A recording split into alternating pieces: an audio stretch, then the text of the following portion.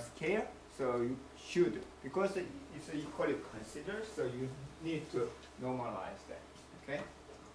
So, okay. For output, it doesn't have to be the yes or no, positive or negative. It can be multiple classes. In case multiple classes, sometimes you need to combine the several neural networks. If you, the Professor Lau, do you remember the Professor Lau? Is there anyone? Actually, he retired 5 or 6 years ago.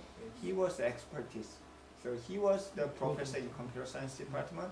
He authored the neural network textbook, which is very popular. But after he retired, we had the neural network class as a part of the graduate program. But once he retired, nobody offered the neural network course. Also, because we have the classifier, which is better than the neural network, but still neural network is using a lot in real application. Yeah.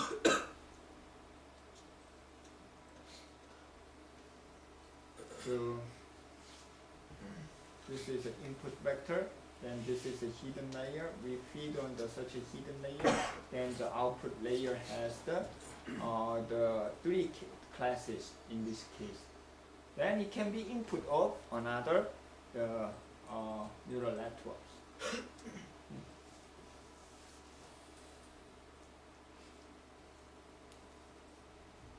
The backpropagation means we can modify because it's kind of iteration, so we can keep modifying or adjust such a weighted value. The output of the neural network can be input, feed on the input. Okay?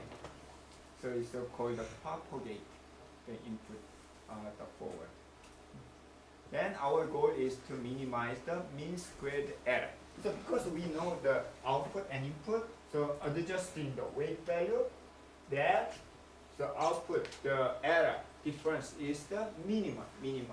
That's our goal. That's the idea of the neural networks for the backpropagation.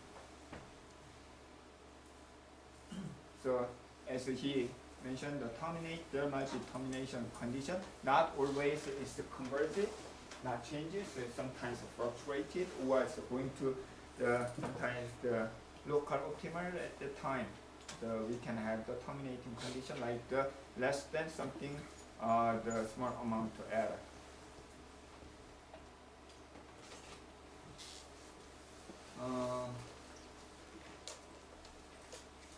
In worst case, so for each attribute, we need to iterate a number of the data size. So it may be very high. Okay. So as you can see, there can be exponential to number of the data. So should be careful to learn there are ways, I cannot remember, there are the extension of the neural network that reduce the computation. Okay, but still the efficiency of the neural network is not very good. Another problem is how to understand. For example, finally it's converted, and when we tested this one, so it works very well. Okay, so reasonable 90% accuracy was the very minimal error, but problem is very hard to understand this weight. What does that mean? So 0.9, 0.7, 0.1. We don't know. Okay. Very hard to interpret such a long trained data. That is another problem. Just like we cannot understand what's going on inside the neuron. I know that I have the good memory or the whatever, but we don't know how it is trained. If we open my brain, can you understand how the eye has been trained? No. So that's why it's very hard to understand or the extractor rule. But I heard that there are algorithms that try to understand this one. I used one time the neural networks for the image processing, which is it's a classroom project. We have something input data taken.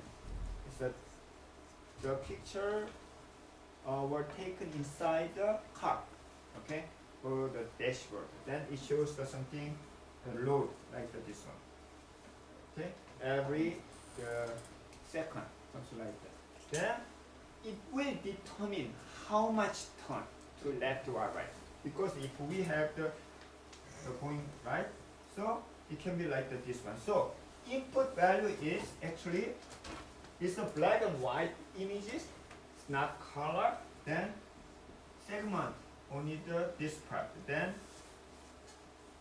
average intensity value of this block. Then next, and a number of, for example, the 20 blocks. Then we have the 20 attribute as an input. First, you can try the output, the left or right. What 3 classes? Left, straight, right. And left 10 degree, 20 degree, 30 degree, or right 10 degree, 20 degree, 30 degree. So you can train using such an input value. That makes sense. So if we had more, this one is the load side, this is a pavement load, and this one is load. So based on this one, so we can actually adjust this, then we can train for automatic driving. That reasonably working. Really really the work. So it's actually the very well known the example of the neural network in machine learning textbook. So if you read the machine learning textbook, they provide such an example. That works. So then that was the first and last the application that utilized the neural networks at the time. Okay. I learned the data mining from the machine learning class, the MAI, not the data mining. At the time, no data mining class. So weakness, it takes a long time to because it's not, they actually decide, like unlike the decision tree, if you have the good classifier, discriminator, like the age is very important to yes, by no. Okay, then we can use yes, that's it. However, this is a slightly adjust, gradually adjust to the data, so it takes a long time. Okay. So network topology or structure is very hard to implement, okay, and also very hard to interpret. But it's because this takes a long time, because it's gradually adjust, which means it's tolerable for the noise data. So even though we have the noise data, it doesn't affect a lot. Okay. Also, because due to the nature of this neural network, even though sometimes when we analyze the data, any data, we have our expectation. Try to focus on that. Sometimes it's a bias, but sometimes that works. However, what if we completely do not know such a pattern? How much affect this one to the output of returning? At that time, this neural network working very well. Because it's a hidden layer, we don't have to worry about too much inside. It's just the trains. But it usually works very well, continuous value, continuous data, as you can see, because it's a gradually applied, so it's such a continuous data is working. Unlike the decision tree works very well, categorical data, okay, because we need to classify. Okay? So handwritten recognition is the good application. Okay? Also, it can be the parallel, as you can see, but not sure for me. But there exists the algorithm or the approach to extract the rule from the neural network. But I never actually use or read such an article. And we can see the software to back conversion today also. What is the classification? Anyway, we'd like to classify the data. For example,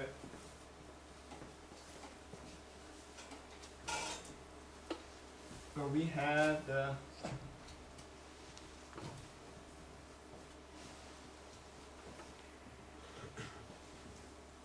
so how many class? If we apply the clustering like the k-means or the other algorithm, you can see the two. So why don't we label it? This is 1, 1, 1, 1, and 2, 2, 2. So we have two classes. Okay. Then, in case we have the input data, like this one, so we'd like to classify either class 1 or class 2. To do that, we have a certain cutoff, okay, boundary of class 1, boundary of class 2, okay, between them. How can we decide? Yes, simply this one. This one is the boundary. What about this? This one is also boundary. What if the input data is here? Is it class 1 or class 2? It depends, right? So once we decide such a boundary, it's the same problem as actually any other classification. But when we decide such a boundary of the data, we are going to find the data, okay, that can maximize the distance from the boundary to class. Okay, we try to find. Okay, for example, this one is definitely very far. Okay, we try to find the closest one. Okay, for example, in this case, this one to this one is a little bit more close. Okay, and so this one and this one is used for to determine the boundary, and also this one also close. So we try to find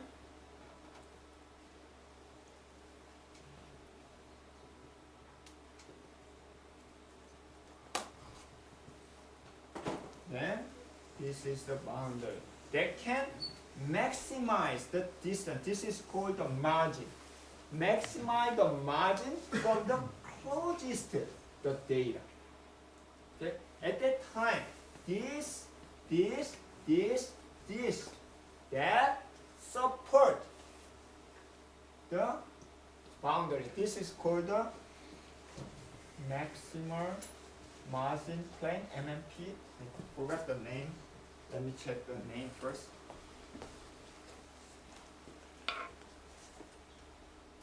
Hyperplane. Hyperplane. No, there's another name. Oh yeah, maximum marginal hyperplane.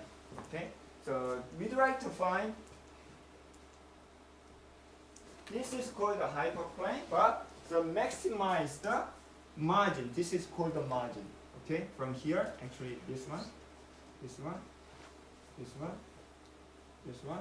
So maximize the margin from the data that determine the boundary. Okay, this one is called, this data is called support vector. Okay. Then this algorithm is called support vector machine. What will be the benefit, intuitively, what will be the benefit of this one? This is a very important benefit. I will give the 1 minute to think about. Why don't you compare with, yes, we have this neural network and we have this classification, also of them are classification algorithm, but hugely different. That's the benefit of the support vector machine. The hidden relationship. Hidden relationship? You mean this one? So, or just we try to decide the parameter. But here we try to find such a hyperplane for the boundary. But when we find the boundary, we try to detect such a support vector that determines the maximal margin. That's the idea of the support vector machine. Then,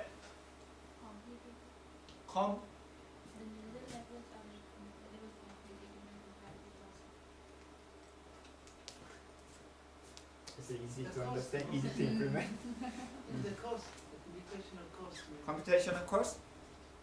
Then maybe. CBM. That's a little bit close. Why don't you consider data itself?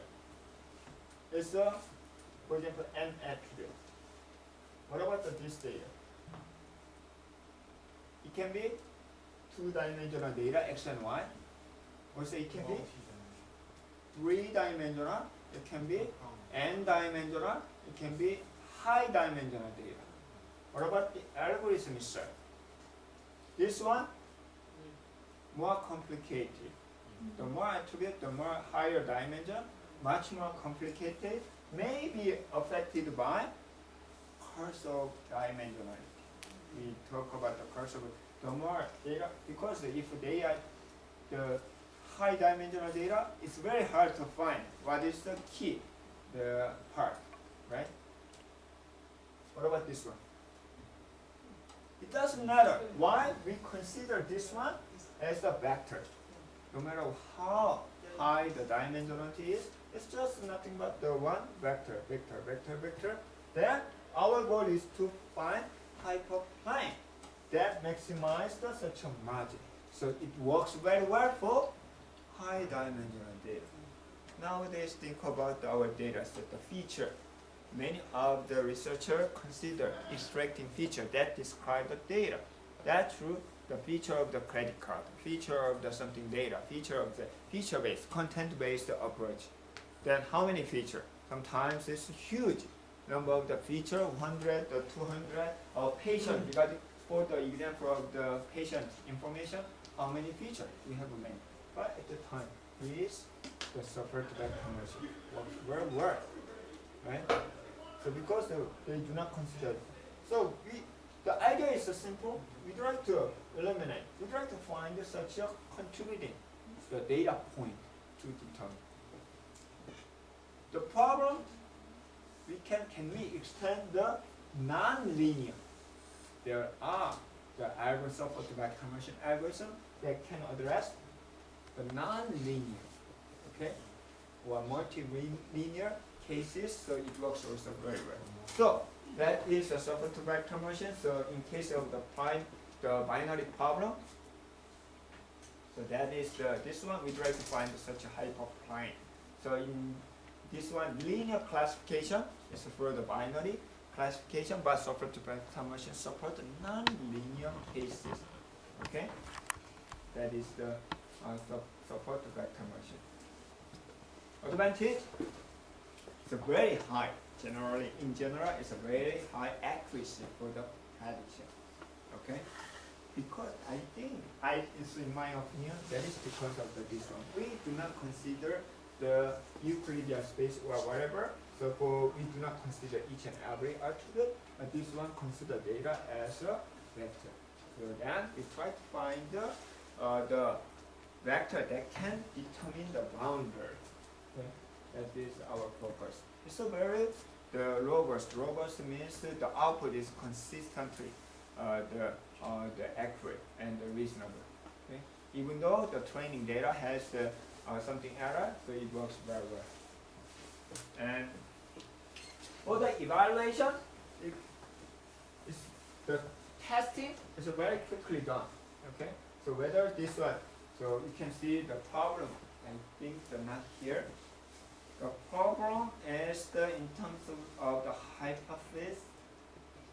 For example, I think that yes, in case of 2D data or hyperplane, just check whether weighted value of the vector is bigger than 1 or, for example, less than -1, something like that. So you can quickly decide to test such a data.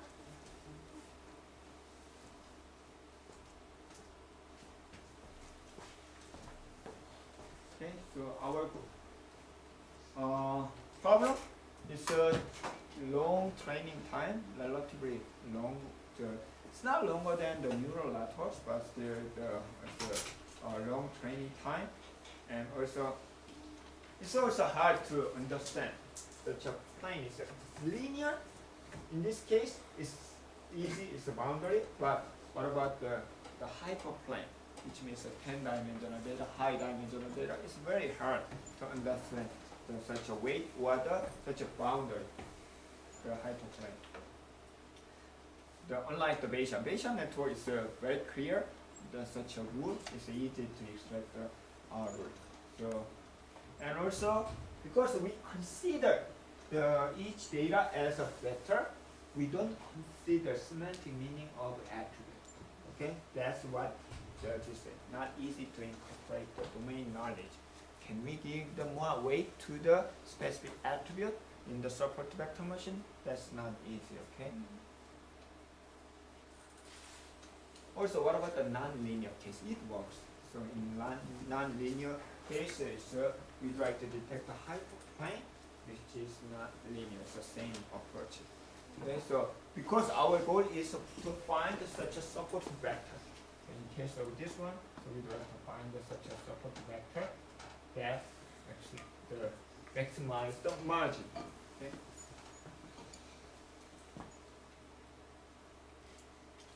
So 1992, relatively very young. The algorithm still used a lot. I think one of the most popular used data mining algorithm in any research. Is it true? Yes.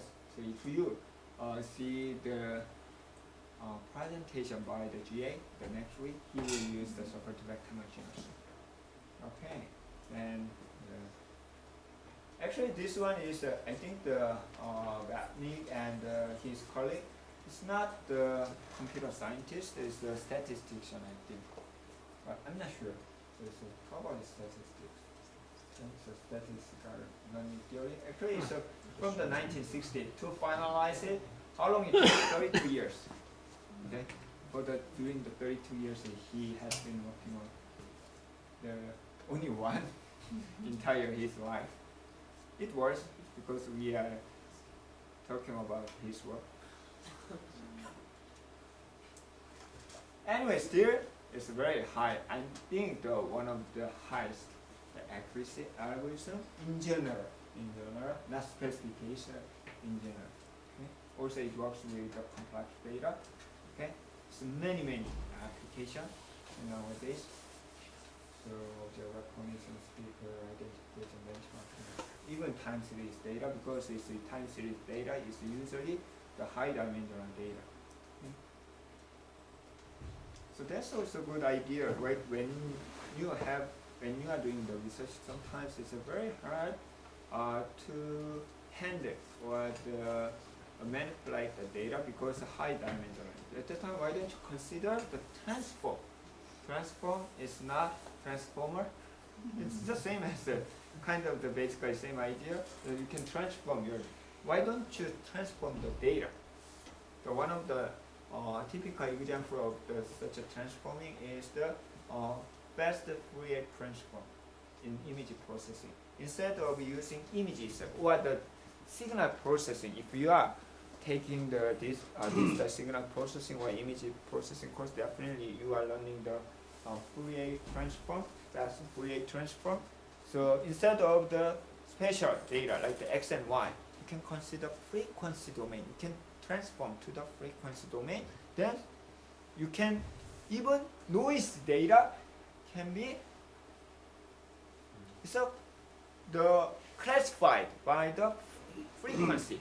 It's happen the same time, same the area, so you can remove easily such a noise data. Okay, so this one. So instead of considering the attribute high dimensional data, so we can consider as a feature vector. So that's what usually happen. So you can deal with the feature vector directly instead of each feature. Okay?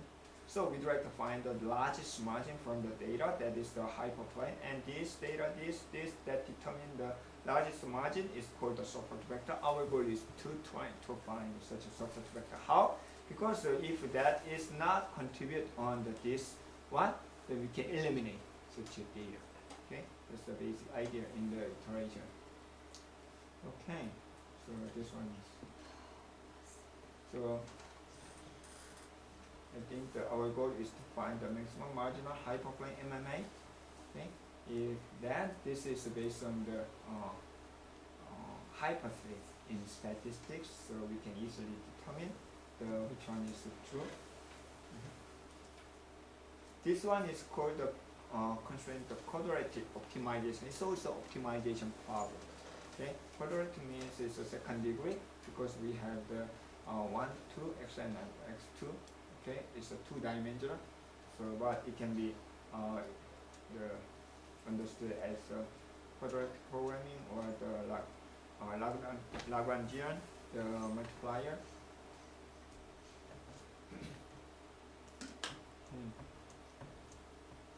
So it's as we talk about the benefit of the SVM, it works for the high dimensional data because we consider feature vector as it is.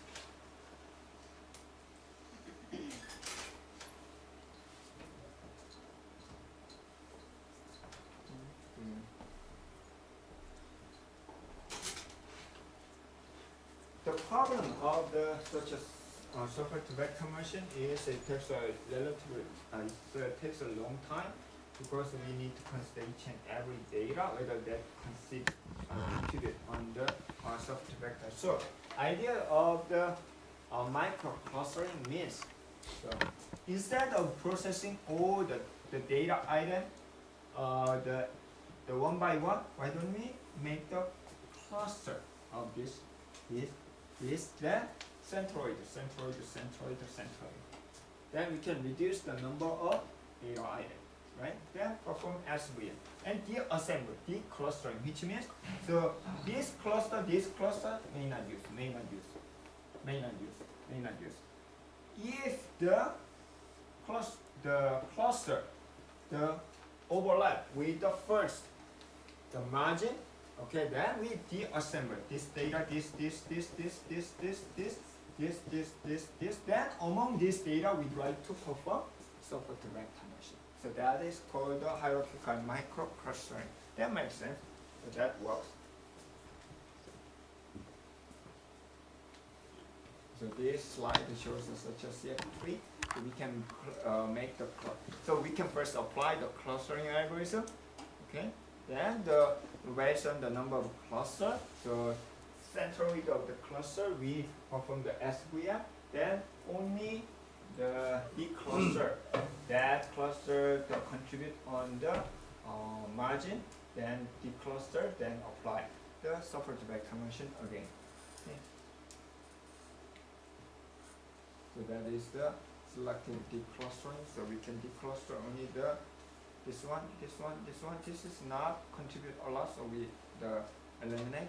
There's the bird eye view. So this one, then finally we can find. Okay.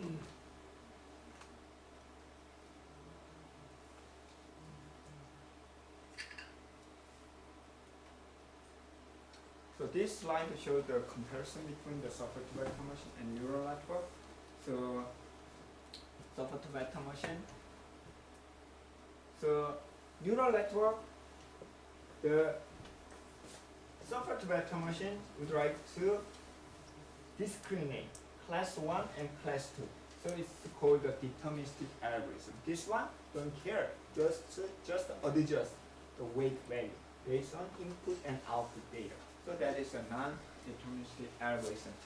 Okay, and then but the quadratic programming actually that is not easy to implement. The linear the programming definitely easy, but in general case the quadratic programming not easy.